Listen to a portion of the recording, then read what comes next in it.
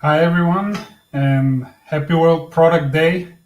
It's great to have our own day during the year, just like a lot of other walks of life, doctors, teachers.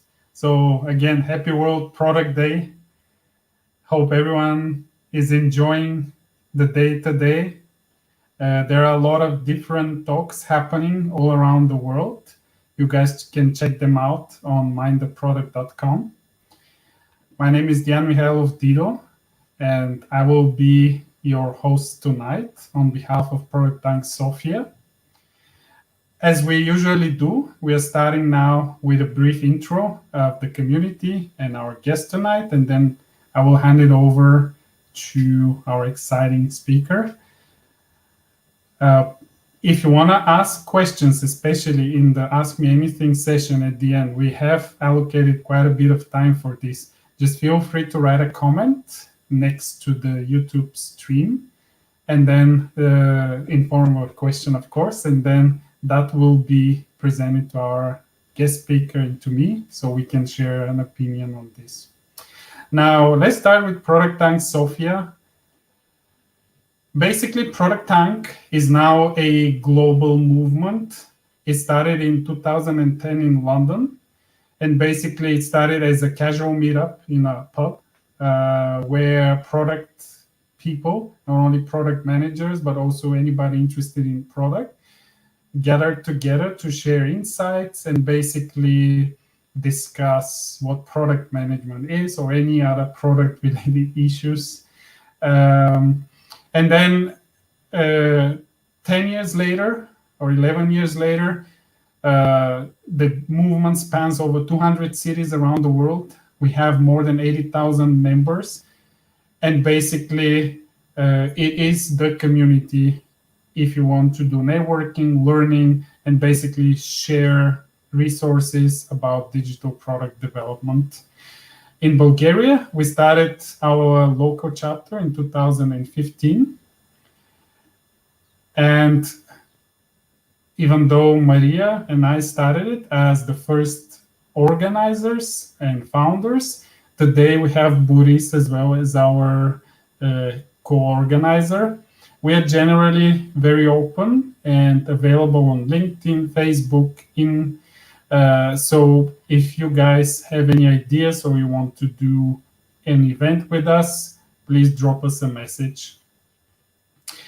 The events, basically, what we do is we try to invite interesting practitioners from the product world, not only product managers, but also we have had designers, we have had engineers as well, from all these companies that we have listed. And basically, we discuss product and then pretty much answer any questions that the community might have. So the community, there are several things that, or several ways you can interact with the community. First of all, our local Facebook group, which I will talk about in a bit. But also you have a lot of resources apart from the meetups every month. We do have several conferences, all of them online right now.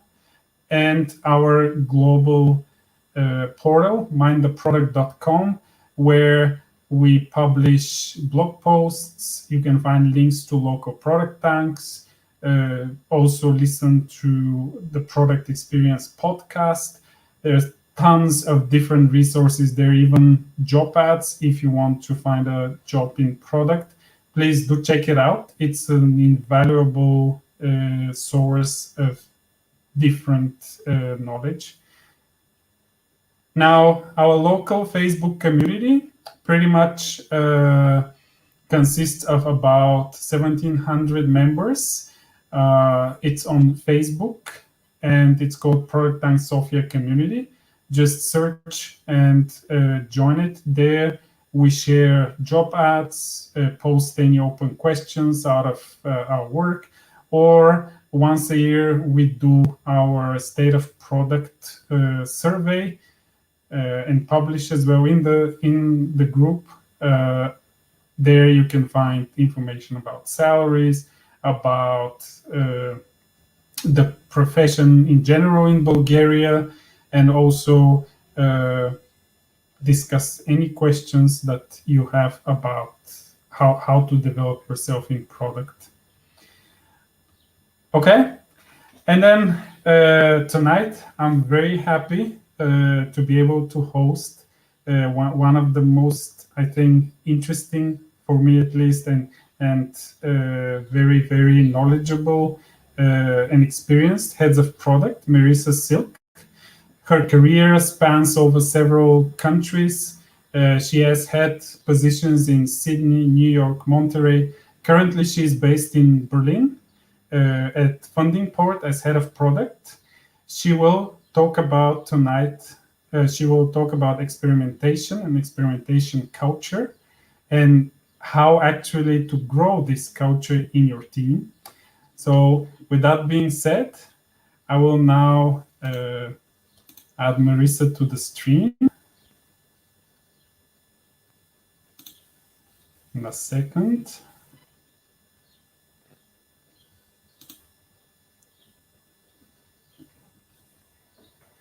Hello, Marissa. Hi. I'm so happy to be here for World Product Day with all of you. Thanks for hosting me. Absolutely. Happy to have you. I will also add what you have prepared for us, and then I leave the floor to you, and I will drop by again for the Q&A session. Fantastic. Great. So, as mentioned, I'm Marissa. I'm currently based in Berlin working for a company called Funding Port. Part of the reason that I think Funding Port is so special is because we are a distributed team located all across Central Europe, including offices in Sofia. So I'm really excited to be here with ProductTank Sofia in particular, so that I can become more involved with this community. So today, I'm going to share my top 10 guiding principles for bringing an experimentation culture to your team. Experimentation can take many formats within modern product orgs. For example, you might be running A/B tests or multivariate tests, building working alpha or beta products to try out with your users, or shifting towards hypothesis-driven development. Whatever the format, if you are the PM driving the change, you're going to run into some hurdles. And this is because the human side of experimentation can be really challenging. So my learnings tonight were the result of a strategic innovation project, but I've since used the same principles when working on growth teams and running experiments of all different types. So I really hope that these principles will be relevant for you and your teams as well. So before I jump into the guiding principles, let me give you some more context. So to set the scene, it was 2015 and I had just joined a well-known Australian retail bank. The head of digital had presented me with a specific challenge: find a way to proactively communicate with our customers. As part of this, we were required to build a new mobile app concept with a fully functional transactional banking included, and we needed to test the app with real users. I was also tasked with creating a plan for how we would approach the challenge and the roles that we would need in the team. When I first presented back to the committee, I had asked for 3 full-time team members and 3 months, and I was basically laughed out of the room. I was told to go away and come back with a more realistic proposal. This was the first of many times that I would hear a no to something I had proposed over the course of the project. After consulting some colleagues, I managed to revise my plan and was then given the go-ahead for a 5-month research project with 4.5 allocated team members. So, one last bit of relevant information. With this project, I wasn't actually starting from scratch. There had been 2 teams of researchers that had already conducted several months of work in the year before, and so opinions about this project and this topic in the broader team were mixed. In order to get ready for the project kickoff, I conducted a number of informational interviews with colleagues at the bank so that I could understand what had already been done and why some of the previous research had fallen short of expectations. So as part of these conversations, I teased some of the ideas I had for the project and explained why I thought I would be successful. But maybe you can already anticipate what the response was. Nope, it can't be done. You'll never get it past risk and compliance. Why do you think you can get better results? Just one no after the next. And this got me wondering what had gone wrong for the previous teams, and why did I think I could get better results? I mean, the answer to the second question is super easy. My American confidence, of course. But let's take a closer look at why I actually think that the previous attempts had failed. So, based on these interviews, I uncovered a handful of reasons why the teams that came before me had some trouble. So, first, teams had been told to innovate or to experiment, but they weren't really told what that meant on a practical level. Second, no one seemed to know what was expected from an innovation project or a set of experiments. What should the team deliver? What could stakeholders expect for the outcome? No one had any idea. Third, both innovation and experimentation had become kind of bad words at the bank. Like, everyone seemed totally intimidated and turned off just at the very mention of these words. And fourth, proposing anything new, including a new way of working, was really scary. You might have noticed, but people tend not to love change, especially when there are really established ways of working like there had been at the bank. And lastly, there was this immense pressure to wrap everything in positive results. Teams felt like they weren't allowed to fail or pivot, even though there were meetings that were called Pivot or Persevere in the project plans. So when the odds are stacked against you, how can you experiment your way to success? And here's where my guiding principles come in. So first, let the vision lead. Get started by aligning around the vision for the product. We were given very little guidance to get started, and I could see that some of my team members were overwhelmed by all of the possible directions we could take with our new product. If you're starting out with something so open-ended, getting quick alignment on where you're heading is essential. We kicked off our project with a week of interactive sessions and brainstorms. We started with Simon Sinek's Golden Circle, moved on to a vision statement workshop, sketching sessions, and then finished by creating learning objectives for the first part of our project. These activities helped us get laser focused on the why behind what we were building, who we were trying to build it for, and what we were trying to achieve, both in the short and long term. As you progress with the work, a clear vision will help your team stay focused, and your stakeholders will be reassured. And most importantly, it will help you make tough decisions as you forge ahead. So number 2, create a new vocabulary. Words matter. From the first moments with your team, start to create a new language that will enable you to talk about your work. We had 2 kind of public relations challenges when we kicked off the project. First, the idea of an innovation project was already giving the team and stakeholders anxiety. After all, we were the third group supposedly innovating in the same space. And second, for several years, the future feature set for this mobile app had been referred to as activity feed. And by calling it that, there was already an expectation for how it would look and how it would work. So I knew that we needed to reset. During our kickoff week, we decided to start calling our innovation project the experiment. During my informational interviews, I had discovered that another research project just wouldn't be taken seriously, and innovation seemed too scary for the management, and actually most of my coworkers. But surprisingly, the word experiment gave us permission to try something new, to potentially fail, and to work outside the normal operations and procedures. Additionally, we were really careful about the terms that we used during our first weeks. Even though activity feed was well known across the bank, I really wanted to stop using it within our working team. There was a huge risk that the existing vocabulary would accidentally prescribe the user experience. But the problem was we needed a shorthand to refer to what we were building. So until we settled on a specific concept, we called the product Panther. 3, plan, but only a little. So shortly after kicking off, my next hurdle was getting the project plan approved. With experiments, creating a plan can be really tricky. You need to spell it out enough to give comfort to your stakeholders, but you also need to allow for enough wiggle room to flexibly make changes or pivots. This is especially true if you're going to be running a number of learning sprints back to back like I was. So here's what we did.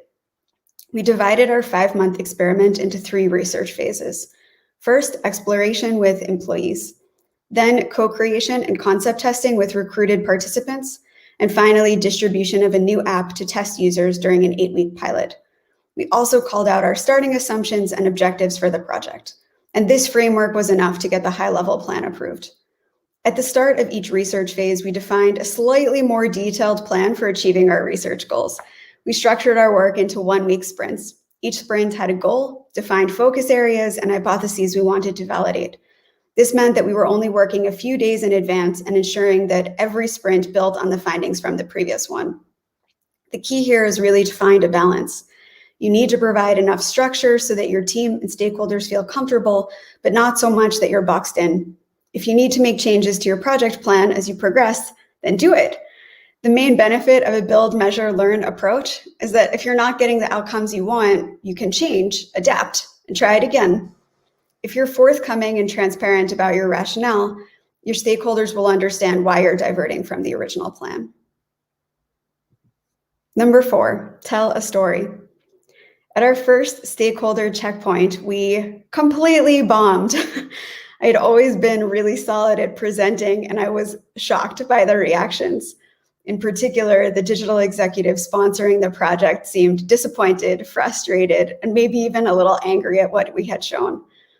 After the session, another stakeholder pulled me aside and asked me how I thought it went. I totally broke down, and I admitted that I had no clue about what had happened. We had been so proud of what we had gotten done in those first 2 weeks, so why didn't it resonate with the group? And then he gave me some of the best advice I've ever received in my career. He said, "Hey, Marissa, you didn't tell a story. They need to understand how and why your team took the actions you did to get to those results." He also explained that in a banking context, most of the execs in the room weren't used to seeing real in-progress work. And so it was essential to bring everyone on the journey with us. So when you're doing something new, you need to showcase every single step. It's not enough to just show the results. You have to also explain your process. So when you're presenting to stakeholders, look to answer these questions. What did your team do? Why did you do it that way? What other options did you consider? What were the results? What did you learn? And what are the next steps? This will give your stakeholders more context and empathy, and they'll be able to give your team more meaningful feedback and input. Number 5, learn to love, I don't know. One of the biggest challenges associated with experimentation is the volume of unknowns. This applies to every aspect of what you're doing, starting with planning and project management, all the way through to execution and wrap up. You have to show all of your collaborators that you're not only comfortable with the unknowns, you embrace them. So I don't know is going to be your most used phrase during the experiment. This will help build a culture of trust and safety, which is integral to the success of your project. So how can you do this? Well, I like to say that you should always be forthcoming with what you do and do not know. Develop a strong methodology for finding answers. If you're not getting the results that you're after, iterate. Learn to trust your process and remind your team and your stakeholders that there's value in the journey. After all, if your team had had all of the answers up front, you wouldn't have been asked to run that experiment. So, number 6, prioritize the experiment. Design your experiment to maximize learnings. Sometimes this means making UX compromises in order to ensure you get the information you need. And a word of caution, this might make you unpopular with your team, especially your designer. Depending on how your broader organization is working, you might only have one chance to get the learnings that you need in order to make plans for the future. So do whatever it takes to ensure you get the outcomes you need for your product. Here's an example of something that happened with our team. So the new mobile app concept that we developed had this mix of transactional banking and financial guidance tips and content. And I had this hunch that we needed to connect with users on an emotional level in order to drive behavioral changes. But how can you measure real-time emotional reactions while someone's using your app? So we were using this card-based UI, and I pushed for including a short survey on the back of the card, meaning that after the user interacted with a piece of content, they would then be presented with a 3-question survey and an open comment field. I can tell you, my team hated this idea. They told me that it would be way too disruptive to the user experience, and they really didn't want to get on board. So I asked them to take a chance on me and my hunch and think about all the learnings that we would miss out on if we didn't come up with some way of measuring users' emotions. So finally, they agreed and we implemented the survey. And sure, it did result in some friction to the overall experience, but that survey ended up being the best source of user feedback across the entire experiment. So remember, the way that you implement something during your experiment doesn't necessarily have to one-for-one dictate how you might implement it in the future. Prioritize your experiment and make sure you get those learnings. So 7, park questions about the future. As soon as your stakeholders like what they're seeing, they're going to get fixated on what's next. But you might find that even when they're enthusiastic, they're going to jump in and tell you all the ways that your ideas aren't possible. And it's not their fault. It's because they just can't think beyond their current constraints. Our stakeholders said things like, hey, Marissa, we can't possibly do that because of X, or how are you going to manage that once this is in production? And while future-focused thinking is essential for successful product delivery, it's going to be death to your experiment. So again, to protect your experiment, your research learnings, and your ability to pivot as you need on the fly, you need to find a way to let stakeholders feel heard while also avoiding talking about the future. This is where the parking lot comes in. This is a space, either physically in your team's working areas or online in your project wiki or a whiteboarding tool for keeping track of all of the future concerns. Don't get bullied into thinking more than one sprint ahead. Number 8, do all the things. When it comes to innovation and experimentation, you can do more with less. But this means looking for T-shaped individuals, meaning deep expertise in one area and shallow expertise in several other areas. Selecting the right and complementary skills for your team will help you go fast and win at your experiment. By taking this approach for our product team, we were able to accomplish an incredible amount with only 4.5 allocated team members. Additionally, you can foster a collaborative, hands-on spirit by championing taking ownership. And if you hear any whispers of, that's not my job, squash them immediately. During an experiment, everyone needs to step up and do all the things. Number 9, keep your stakeholders involved. So like I said, our stakeholders were generally enthusiastic about what we were doing, but when it came time for our formal checkpoints, our project often got trumped by other responsibilities. And particularly at the start of our project, poor stakeholder attendance had a truly negative impact on team morale.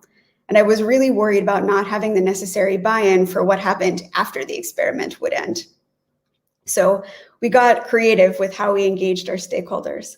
We reached out to them one-on-one and personally invited them to each of the fortnightly meetings. We enticed them with hints of what we plan to present to the group, which helped build interest and excitement. And for the VIPs, like high-ranking execs, we booked in separate catch-ups to make sure that they could stay across the work. Additionally, giving tours of our team space helped to tell a story and start to pique stakeholder interest. We called these sessions Walk the Wall because our project space was quite literally in the corridor. Ultimately, it's up to you to get the right people in front of your results. Otherwise, you won't have the necessary buy-in when it's time to implement on a broader scale. And last, but certainly not least, have fun. Doing something new can be tough and emotionally charged. Forming good and trusting relationships within your team is an essential part of experimentation culture. We made a really good effort to get to know each other on a personal level and avoid taking ourselves too seriously, both while working and during the breaks. On the work side, we brainstormed, sketched, journey mapped, and analyzed our results together. We made avatars for each other and for our team. We used celebrity names for our pilot participants, and we gave our features fun, descriptive names. And on the personal side, we had lunch together, celebrated birthdays and personal wins, came together for regular happy hours, documented funny quotes and memes in a wall of fame, and never missed a Donut Friday. And I can tell you that a happy team is a productive team. So Thanks very much for listening to my guiding principles. It's been a pleasure to share my experience with you. And I hope that you will connect to me on LinkedIn and Twitter. And by the way, we're hiring. So if you're looking for work anywhere in Central Europe, please follow the link or get in touch directly. Excellent. Thank you. Thanks very much. It's quite a story, by the way. Wow. It was a great journey. I was wondering, could you tell us more about the team? Like, what roles did you have on the team, and how the whole team came to be? I imagine when you started there, you had to also kind of assemble the team and select who's there and how we're going to work. Yeah. And being a new joiner to the bank, this was really tough. It put my networking skills to the test from the first moment. So originally I had asked basically for three people: myself, a designer, and an app developer. And this is partially why I was laughed out of the room, because that really wouldn't have been good enough. I can promise you that. So instead, the full-time project team was myself in product and lead capacity. We had an iOS developer who actually built us 2 mobile apps during the course of the experiment. One that we actually trialed with real people, and one that allowed us to manage the content that we were sending into the application for those users, as well as be able to see what they had and hadn't interacted with. So she completely exceeded our expectations. We also had a full-time product designer, and then we had sort of a couple of split roles that sort of phased in and phased out depending on where we were with our research. So we had some support from a really talented senior user experience researcher. We had a more senior product design lead that also supported us, especially at the beginning. We had some part-time support from a content person with a financial analyst background, so that she could say, yes, Marissa, that's good financial advice, or no, Marissa, please don't tell people that, to make sure that we weren't giving bad guidance inside our product. And we had very limited support from like a backend architect who helped us hook up to all of the banking APIs so that we could add the transactional banking functionalities. Okay. And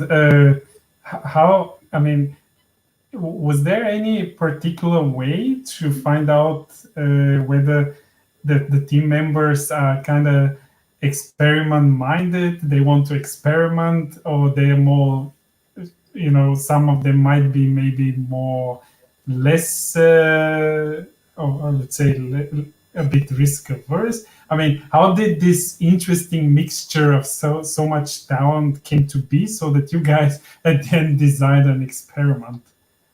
So this is a really good point. The truth is that not all people have the right kind of mindset in order to want to interact with this kind of project. And being new to the bank myself, I could see that it was like a major advantage that I had been brought in from the outside to do something like this, just by the number of times I was told no in my first weeks during those informational interviews. People were like, "You're crazy, Marissa. This is never going to happen. No one's ever going to say yes." And if I had already been working at the bank for some time, I could see that might be discouraging, but not for me. So the more times that people said no, the more charged and energetic I got, and the more I wanted to prove them wrong. So I basically tried to think through what kinds of things we needed to do during the experiment and what types of profiles I was looking for. So what kind of skills did I need in the team? And so, for example, our mobile app developer also had a background in design, which really helped. And our product designer also had some experience with user research. And our content person also had some experience with product ownership. So I really was looking for people with different types of digital expertise so that we could do a lot with this small team. And then what I did was I made a plea to my management and said, hey, could I build half the team with resources internally? And can I build half the team with new people? And that's what I ultimately got approval for. So I was new to the bank. I brought in product designer from the outside. The product lead that helped us kick off was also from outside of the bank. And our iOS developer was also recently a new joiner. So she worked internally, but she was brand new to banking and also to this particular company. And then all of the other roles came from inside the bank. And in particular, I talked to various managers inside the team. I was sort of steered in the right direction by some very helpful teammates who said, hey, you should talk to this person, this manager. I actually think that this person on their team would be a great fit for what you're trying to do. And I got these kinds of tips that helped me assemble this mini dream team, honestly. Very, very good point. I think it also corresponds to my experience as well. I found that a balanced team of both risk takers, but also more like, I would say, people that would not be so willing to take big risks works quite well. When you have people that could say, okay, hold your horses now. Maybe you're going too fast, and other people that are big thinkers, they want to risk it, see what happens, and so on. And then you get this magical mixture of, being open to the new one, to new ideas, to risks, but also being very careful not to kind of bring down the house with the whole thing, right? So yeah, I agree. That sounds good. Yeah. Yeah, I think just drawing on that, just one further point. Yeah. So some of my best interactions actually came with really embedded, longstanding bank coworkers from the risk and compliance team. And normally you might think that like a risk team is like, no, don't do anything new, don't do anything risky, get out of here. But they were really amazing collaborators. They really wanted to work within the risk profile of the business and help me find a way to achieve the learning outcomes that we wanted. And I think that a lot of this positivity came from how I presented it to them, where I was like, help me draw the boundaries of what's comfortable for you, and I will work inside of them, and we're going to do something amazing together. And I really approached it with this kind of collaborative spirit, which, I don't know, really, really helped me out at the beginning. Excellent.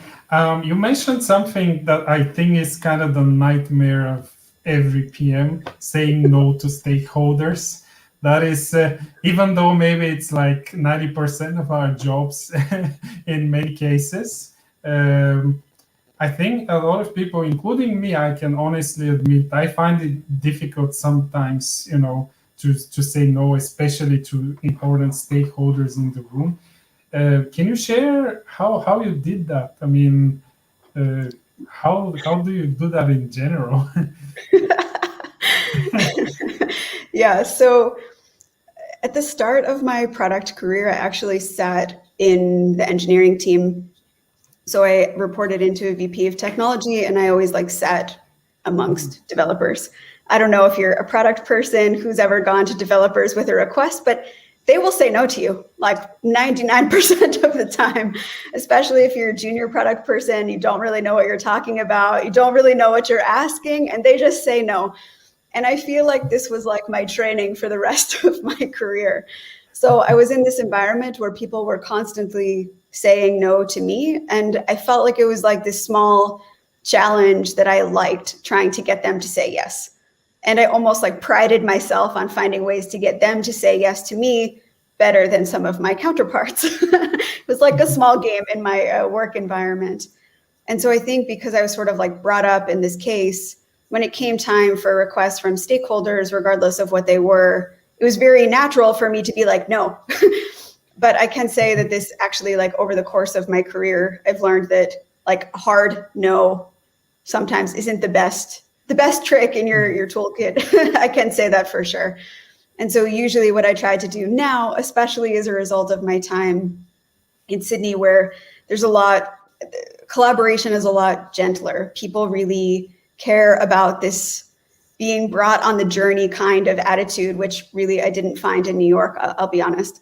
So because of this kind of spirit in the broader organization, I really had to refine how I was saying no to things. And so, a good way to say no is by asking questions. Hey, why don't you tell me more about where you're coming from? Right? Or, hey, how do you think that this fits in? I mean, outside of an experiment, how do you think this fits in with what we're already working on? Hey, let's take a look at our roadmap and you can tell me where you think that this goes. And usually I try to have a small conversation before I sort of push it aside. But this trick of the parking lot really has done me a world of positivity in this regard. So oftentimes, I actually ran another project at Combank afterwards where we relaunched combank.com.au. And the stakeholder list for that project was 135 people long, with like 20 executives from every area of the business. And I used to run these town hall sessions where I would invite the entire stakeholder list to come and just ask me questions for an hour. And all I did was take questions and put stuff in the parking lot. And this was very, very, very effective. So if you're not comfortable saying no, or maybe you're not comfortable having this kind of impromptu exchange, then I really suggest making use of this parking lot and saying, hey, could you take your idea and could you put it over here? And when, you know, it's a more suitable time, we'll come back to you and make sure that we address your concern or your ask or whatever it might be. And that gives you some time to like collect your own thoughts and figure out how you want to engage with them without just saying like a hard no, like my developers did at the start of my career. Or even I might add, sometimes it's worked for me to say, listen, we disagree, obviously, and we both don't have enough to go either way. So maybe we design an experiment, and I get back to you, in a couple of weeks with more, so that we know, where do we stand on this. And as we're now, I mentioned experiments. Let's naturally go to another topic, which I think is quite interesting. Is let's say you design several experiments that you want to do. How do you actually decide which one to do when? It's really tricky. The truth is that like this is not a perfect science. Exactly. And for me, really what I try to do is like break down where I am and what I think the end result is and what I need to learn in order to effectively make decisions so that one experiment kind of fuels the next and fuels the next and fuels the next. So for example, if you're thinking, I worked on a growth hacking team where we were trying to crack the front of the sign up flow so that someone could get into the product, but then we could customize which features we sort of introduced to them based on who they were in the team, right? Because maybe we wanted to introduce different features for a developer versus a product person versus, an accountant or something like this, which meant that we needed to find a way to reduce friction in our sign up flow, but also find out who these people were. And this is quite tricky. Yeah. And so what we did was we designed a series of experiments where we introduced some friction on purpose so that we could get those learnings so that then we could incrementally progress towards this end state where we would have the information we needed, but we didn't cause like a leak in our conversion rates. And so ultimately really just try to like plan it out and then think backwards and then really base everything on learning objectives. So in the first step, if what you need to know is like, who is this person in their team, then in a very clunky manner, we're going to ask them that. We're not going to leave it like that forever, but that's the first version of that. And then we're going to continue to iterate to figure out better ways to achieve that same outcome. Mm-hmm. And related to this, we have a question from our audience. I'm trying to bring it now. Yep. So there you go. Kira is asking, how do you measure the impact of a feature? I guess it's related to prioritization and how do you actually prioritize? Yeah, so I guess no softball questions to get started. We're just gonna like launch me the hard ones. So hi, Carol, thanks for your question. Hopefully you have some product analytics that are giving you some hints, at least around which features are being used and how often they're being used and in what capacity they're being used inside your product. The truth is that product analytics are really useful for this because they'll tell you a whole bunch of people are over here interacting with this and nobody's over here interacting with this thing. And that will allow you to basically set up a set of experiments where you can try to figure out whether or not your hunch is right.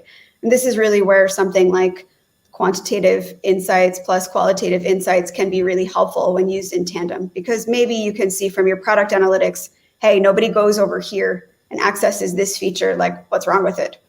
And then you can probably run a whole bunch of qualitative user interviews or even build a clickable prototype with different variations of that feature and try to figure out what the issue is, because maybe it's not discoverable enough and people aren't finding it. Maybe the feature itself doesn't work the way that people want it. Maybe that feature doesn't solve an actual problem. There's so many reasons why maybe that feature isn't performing and therefore is a candidate for being sunset or removed from your product.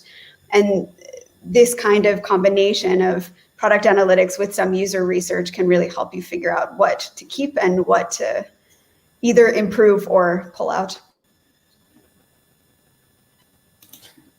Excellent. So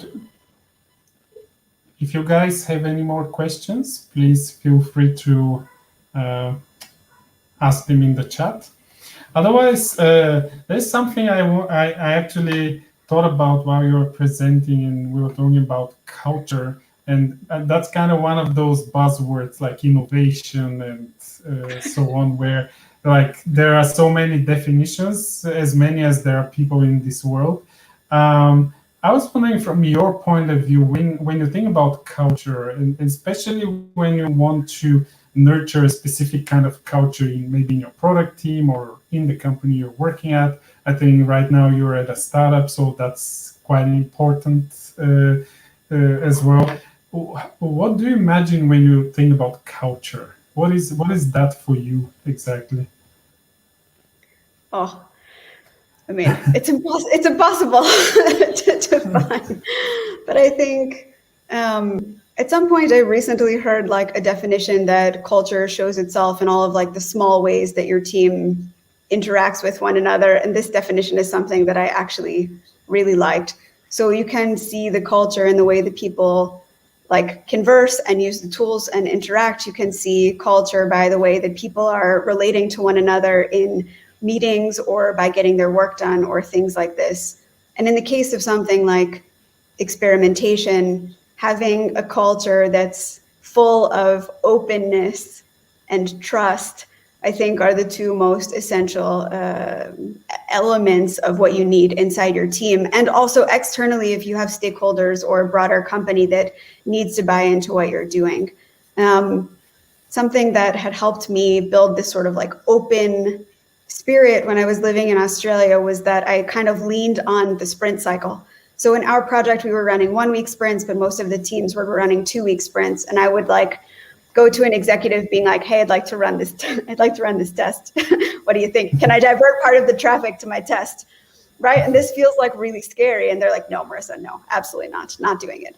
And I'm like, okay, but what if I want to divert 2% of the traffic for 2 weeks? Can I do it? And they're like, how many people is that? And I'm like, X number of people. And they're like, oh, that's it? Yeah, you can have 2 weeks, run your test. And I think that like by leaning on this sprint cycle and leaning on this regular cadence where I was like, I just want a little bit of permission to do this like small thing for this very time box period. And then we're going to put it back the way it was. And we're going to assess our findings and then we're going to figure out what that means for us. And I think that getting these small bits of buy-in help you build trust and help build this kind of open-minded thing, because one test that goes well like creates another test that gives you more space, right? That creates the space for another test.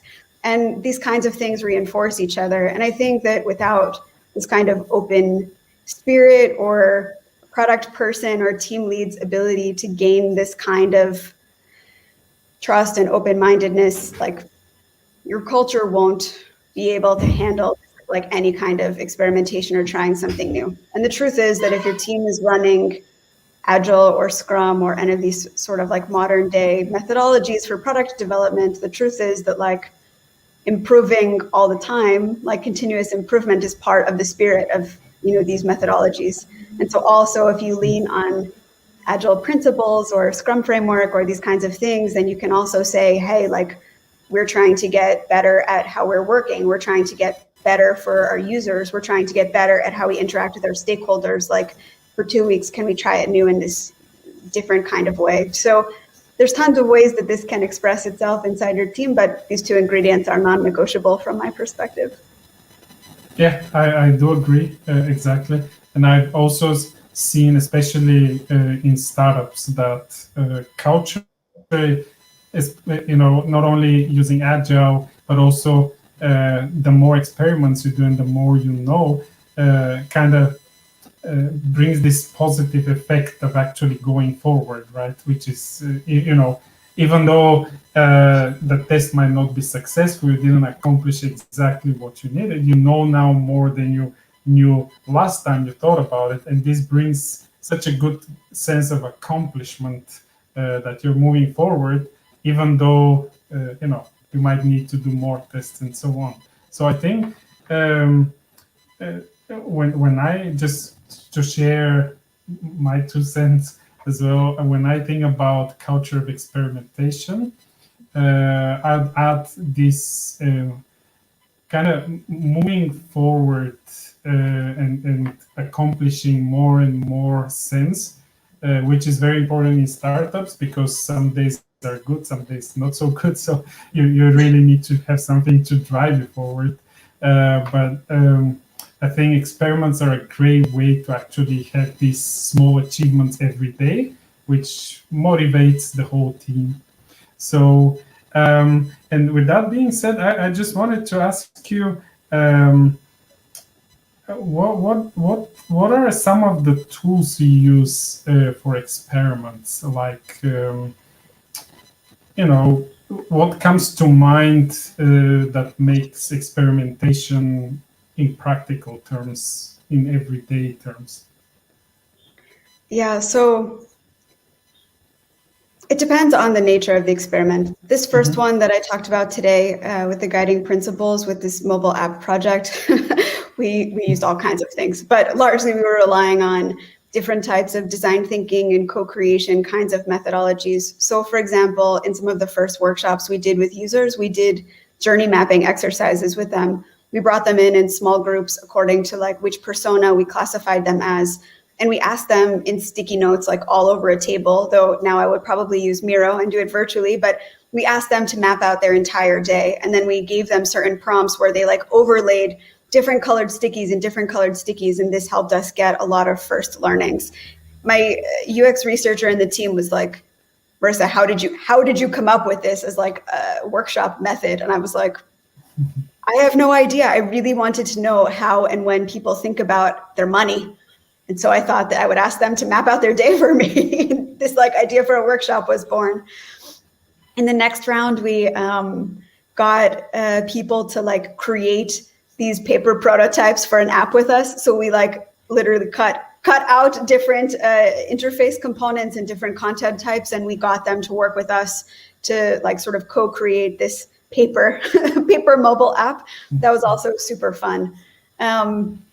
And then, of course, we handed out like a real version, like a working version of the application. We had different types of product analytics and qualitative data in there as well. This was like very bespoke. We did everything specifically for this experiment.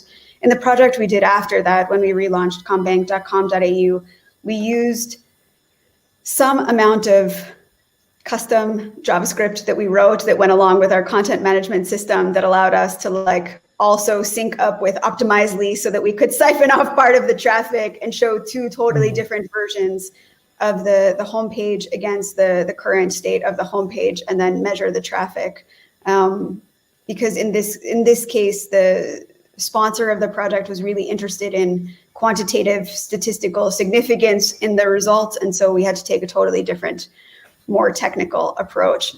And it meant that a little bit unconventionally, what we did is we tried to optimize both versions of the new homepage using the quantitative data. Like, so week after week, we would like optimize the designs and tweak these icons and change the order of things here. And we would basically sort of had these sort of 2 competing teams that were trying to optimize their version of the website as much as possible to see if we could get a winner. This is totally like not a classical approach, but it was very fun and very effective.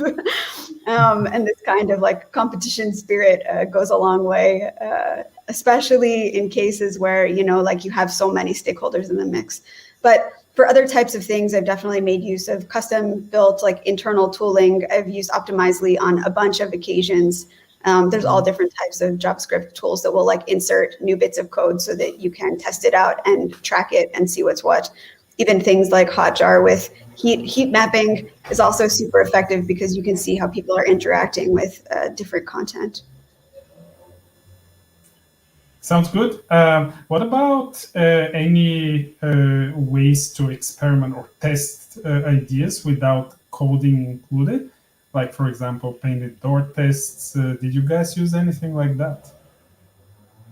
I think so. I personally haven't. I think these kinds of co-creation paper prototyping sessions we did with our users was like the only kind of offline lo-fi no code versions of these kinds of things. So for me, like actually when we were revamping the CommBank homepage, we were also using a lot of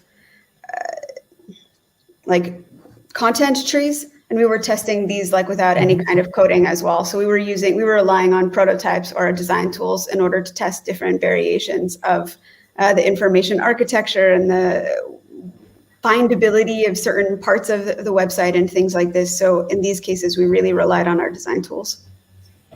Okay, I think we are nearing towards the end of our session today. We have a couple of minutes left, so if you guys have any questions, feel free to ask them now.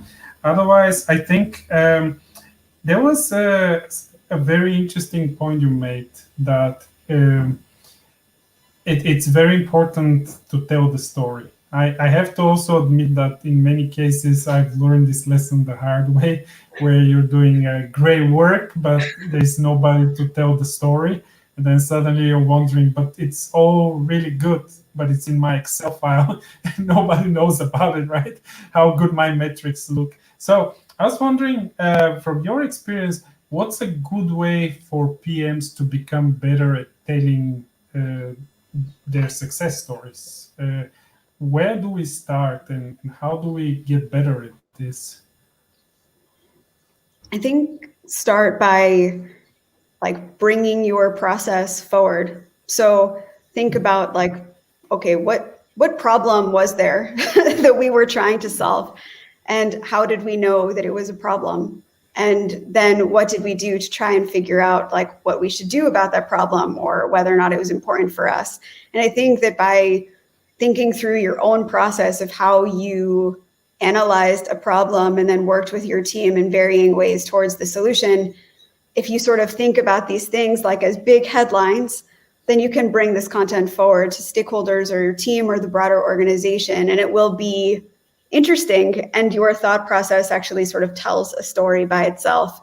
If you think about moving from the problem space into an opportunity space, into a solution space, into some kind of iterative design process, that's actually really interesting to take people, along with you.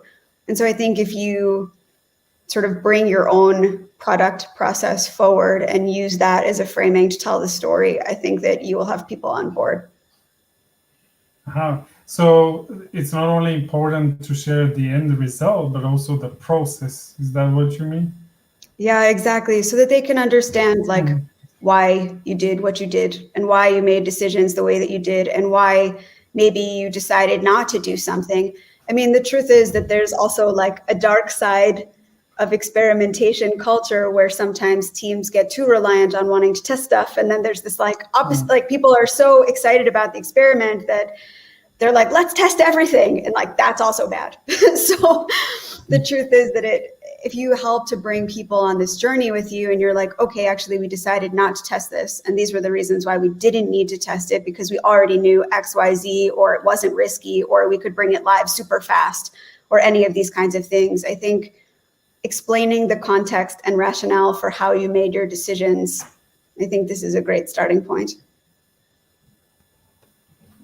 Excellent point. Thank you. I think there are no more questions from our audience, and I think we've had quite an interesting discussion. Let's stop here. Thank you once again. Absolute pleasure to have you, and have a great World Product Day to everyone. Talk to you at the next event. Yes, thanks for having me again, ProductTank Sofia. Pleasure to spend World Product Day with all of you. Have a great night. Bye.